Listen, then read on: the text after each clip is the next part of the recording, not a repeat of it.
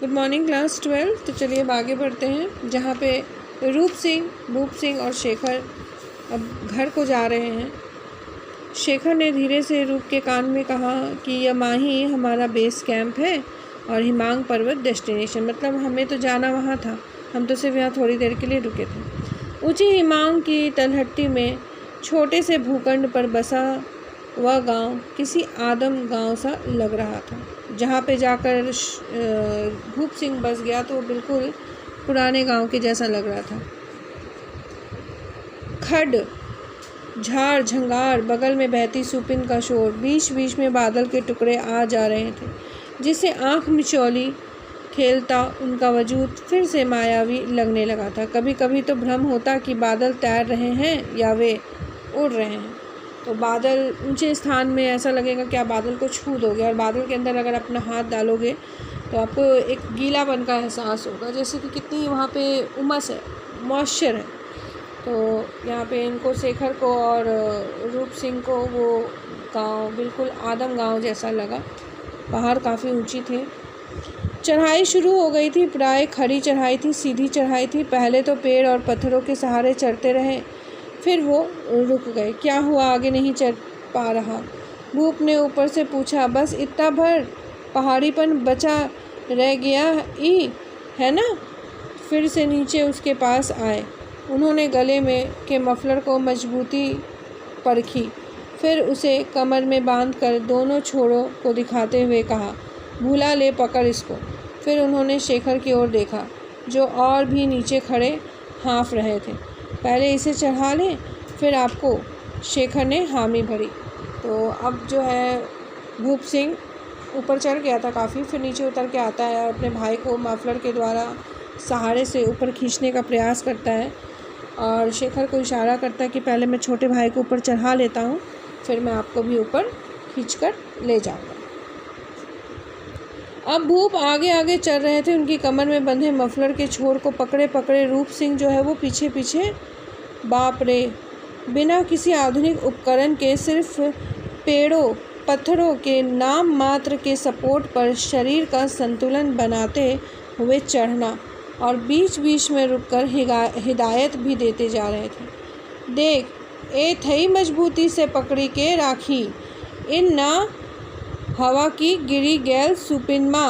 देख, इसे मजबूती से पकड़े रख, ऐसा ना हो कि जा गिरे सुपिन में। मतलब इस मफलर को मजबूती से पकड़े रहना, ऐसा ना हो कि तुम कहीं सुपिन नदी में जाकर गिर जाओ। भूप दादा सांप थे, छिपकली थे, वन मानुस थे या रोबोट थे?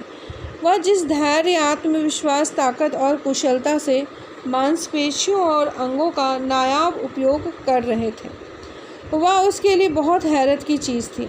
फिर अकेले का भार मात्र होता है तो भी एक बात होती है, वह तो खुद के साथ साथ उसे भी खींचे लिए जा रहे थे। 12 वर्ष पहले ठीक इसी तरह ढलान के ऊपर ले आए थे उसे। घंटे भर लगे ऊपर पहुंचने में। उन्होंने वहीं से किसी को आवाज़ दी, शायद उन लोगों के आने की सूचना। फिर जवाब की प्रतीक्षा किए बगैर उसे हाँफता हुआ छोड़कर शेखर को ले आने के लिए नीचे उतरने लगे। देखते ही देखते हिमांग पर छाए बादलों में अदृश्य हो गए। तो अब जो भूप दादा है, उनके बारे में रूप सिंह कहता है कि पता नहीं दादा क्या है, सांप है, छिपकली है, रोबोट है, मनमानुष है, पता नहीं क्या है।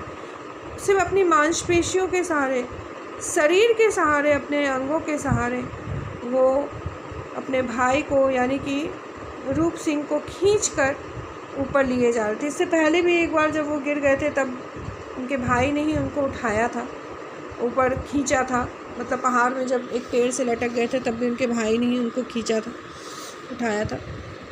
आज फिर 1 घंटे लगे, परंतु पहाड़ के ऊपर उन्होंने चढ़ा दिया, और वहाँ पे किसी को आवाज़ दिया उन्होंने, और आवाज़ देकर वो नीचे की ओर चले गए, शेखर को नीचे से ऊपर लाने के लिए। ऊपर रूप ने देखा कि पहाड़ की पीठ पर कुछ दूर तक ज़मीन प्राय समतल बनी हुई थी, जिसमें मकई की फसल खड़ी हुई थी।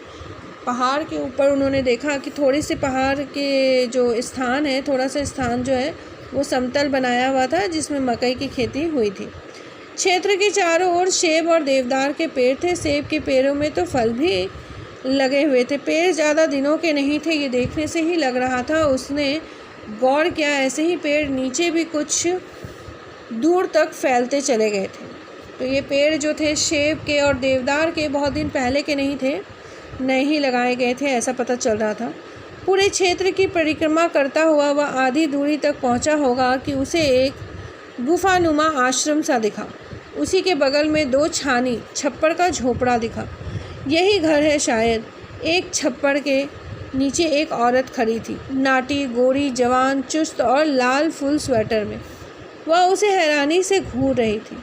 उसने अनुमान लगाया कि यह भाभी हो सकती है, मगर झिझकवश आगे बढ़ गया। आगे हिमांग के ऊपर वाले अंश से कोई झरना झर रहा था, जो खेतों से गुजरते हुए सूपिन में गिरता। तो ऊपर पहुंचने के बाद अब जो है रूप सिंह वो देखता है कि पूरे क्षेत्र में देवदार के, सेब के पेड़ लगे हुए हैं। वहाँ 2 छोटी सी झोपड़ियाँ बनी हुई हैं, एक आश्रम बना हुआ है ऊपर जहाँ पे हिमांग पर्वत पे, जहाँ उसके भाई का घर है। फिर एक झोपड़ी में उसने देखा कि एक औरत खड़ी है जो थोड़ी नाटी भी है और गोरी और सुंदर मतलब क्या, जवान है, अच्छी, लाल स्वेटर पहने हुए उसको देख रही है। उसने अंदाज़ लगाया कि भाभी हो सकती, लेकिन कुछ कहा नहीं। फिर वो आगे बढ़कर देखने लगा कि हिमांग के ऊपर वाले पर्वत से एक झरना नीचे की ओर आ रहा है, जो सूपिन नदी में गिरता तो है, परंतु खेतों से होते हुए, जहाँ पे खेती कर रखी थी उनके भाई साहब ने। हवा में बर्फीली शाम की ठंडक बढ़ गई है और देखते देखते कोहरा इतना घना हो गया कि लगता था कि पृथ्वी पर पहाड़ की इस पीठ को छोड़कर बाकी कुछ भी नहीं है और कहीं भी। तो कोहरा ठंड में इतना फैल जाता है कि कहीं कुछ भी दिखाई नहीं देता। ऐसा एहसास होता है कि जैसे कुछ भी और नहीं है। शेखर को लेकर आ गए थे भूत।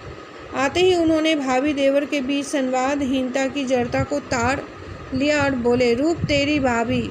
तो शेखर को लेकर ऊपर जैसे ही आए तो उन्होंने देखा कि देवर भाभी में तो कोई बातचीत ही नहीं हुई है, तो इसीलिए उन्होंने कहा कि रूप ये तुम्हारी भाभी है।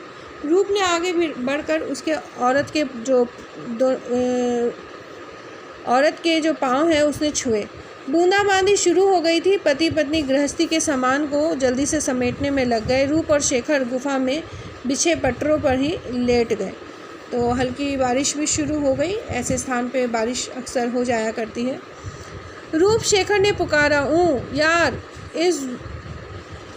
It was a rare experience. हाँ, वह महीप घोड़े वाला लड़का तेरी इन्हीं भाभी श्री का लड़का है। बताया तो यही गया। मुझे लगता है कहीं कोई गड़बड़ है। नींद की झील में डूब गया रूप का जवाब। जाने कब तक सोते रहे हुए। रात के किसी पहर जगाया था भूप दादा ने। लो, यकी खा लो, यकी पड़े रहो। बहुत जोरों की बारिश है बाहर। सचमुच बाहर वर्षा का जो कहर था वो बहुत अधिक था। वर्षा कहर की तरह बरस रही थी। पहाड़ी स्थानों में वर्षा भी बहुत मूसलाधार वर्षा होती है। तो सो गए, थक के आए तो सो गए। और फिर रात में दादा आकर उनको खाना देते हैं और कहते हैं खाना खा के यहीं पे सोए रहो, बाहर निकलोगे तो बहुत भीग जाओ। ठीक है, तो आज की कहानी यहीं तक, बाकी कल।